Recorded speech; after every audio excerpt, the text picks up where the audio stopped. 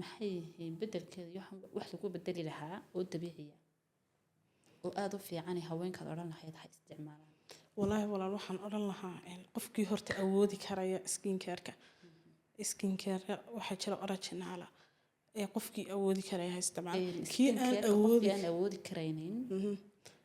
kii aan awoodi karayna waxyaabaha guriga yaalla naturalka maxaa kamid ah waxyaabaha guriga yaalla dee qofku wuxuu bariis baba kamid ah malabka kamid ah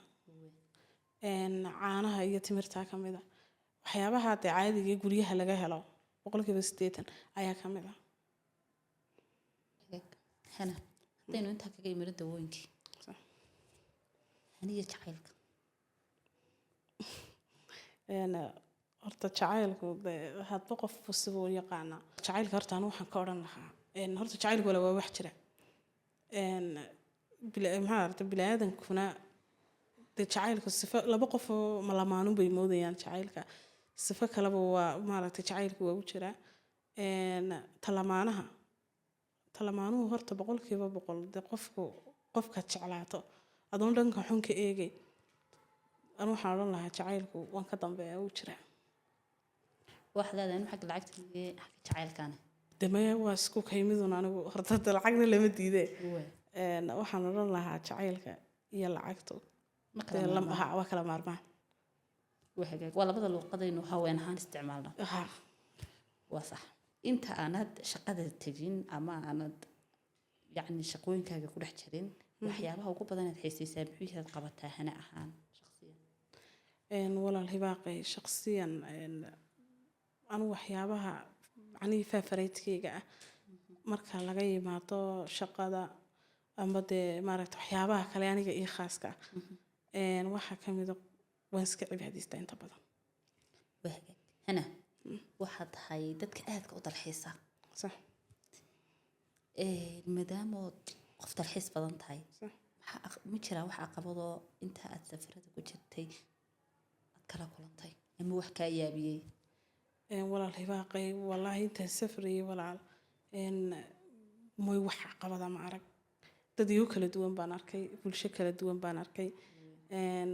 experience badan baan dee soo bartay intaa mooyaane wax caqabada amba dhibaato ah may kalamaan kulmin alxamdulilah hana bal aynu kusii socono xagga jacaylkee sax jacayl ma kugu dhacay dee haddaan idhaahdo may been baan sheegahaa walaal oo igu dhacay dee jacayl wanaagsan baa igu dhacay jacayl xun iguma dhicin waxaanan runtii odhan lahaa jacaylku wuu kala wanaagsan yahay qof haddaad hesho dee kuu qalma oo garanaya qiimahaaga garanaya qofkaa tahay garanaya dee maaragta qiimahaad agtiisa ku leedahay unba dee maaragtay aad jacayl la bilaabi karaysaa sidaad ku garan kartaa marka hore qofkani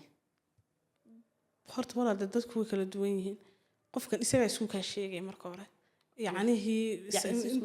waxa iskugu kaa sheegi karaa qofka wejigiisaad ka akhrisanaysaa wanaaggu kuu samaynayo yacnii dhiirigelintu mar walba kuu siinayo mar kasta maaragtay dee siduu kuula jiro isagoon dhan xun kaa eegin dee qofka inuu kaa damacsan yahay guur kaa damacsan yahay inaad dee reer la samayso qofku ismaba qarin karaba qofka xunna isma qariyo وهاجك بركة واحد سلاذي قفك يعني سجس كوكا فسرية سجس كوكا فسرية بقول وايو قفك ابن آدم كي إلهي بمقريه قفك وناكسن إلهي مقريه قفك حنا إلهي مقريه marka dumaro badan oo waxa jira jacaylka ka cawda walaho ninkiiba maaragtay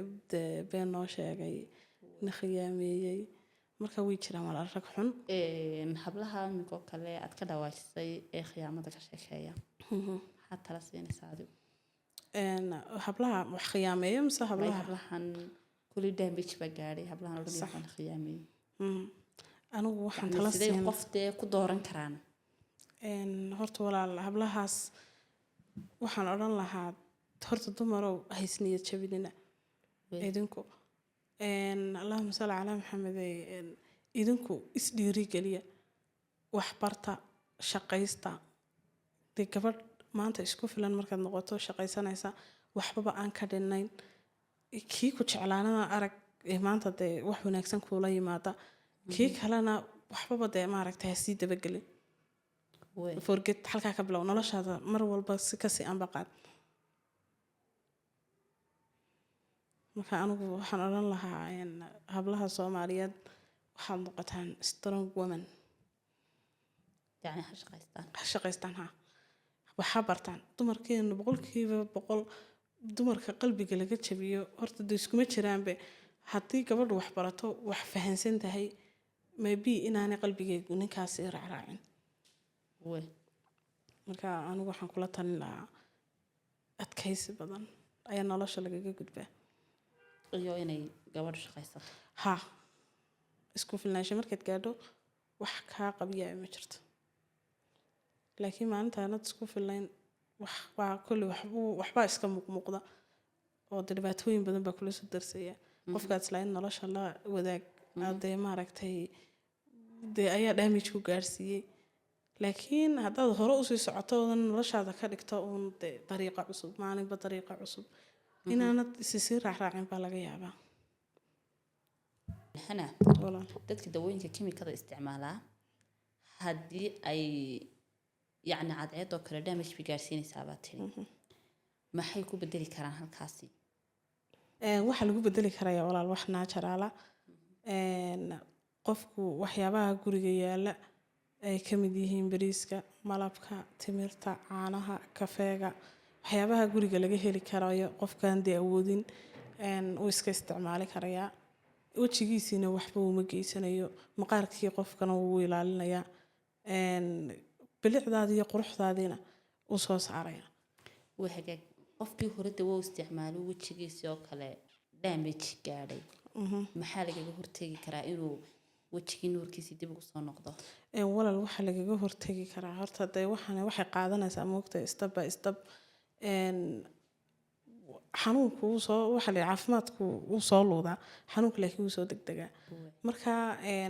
dee maqaarkaagii hore ee lahayda naturalka ahaa haddaad doonayso inaad soo celiso kolley dee waxyaabaha naturalka ah ee aan hore usoo sheegay unbad step by step saas unbay usoo soconaysaa deetana laga yaabaa dee inuu maqaarkaagii sidii hore ka fiicnaado hana ma jiraa qof intuu dawadan kimikada isticmaalay isagoo xanuuno ka qaaday walaa horta hore uma arag laakiin dee kolley way jiraan intaa waxaynu ugu soo xidhnay barnaamijkeenii aynu kaga hadlaynay saameynta dawooyinka ay haweenku jirka marsadaan ee maqaarka dhibaato u geysta waxaa marti igu hayd barnaamijkani hana oo ka mid ah dadka aadka ugu ololeeya dadka aan dawooyinka marsanin aniga iyo hana waad mahadsan tahay aniga haniba waxaan idinkaga tegaynaa sidaa iyo nabadgelyo intaynu barnaamijka xiga ku kulmi doono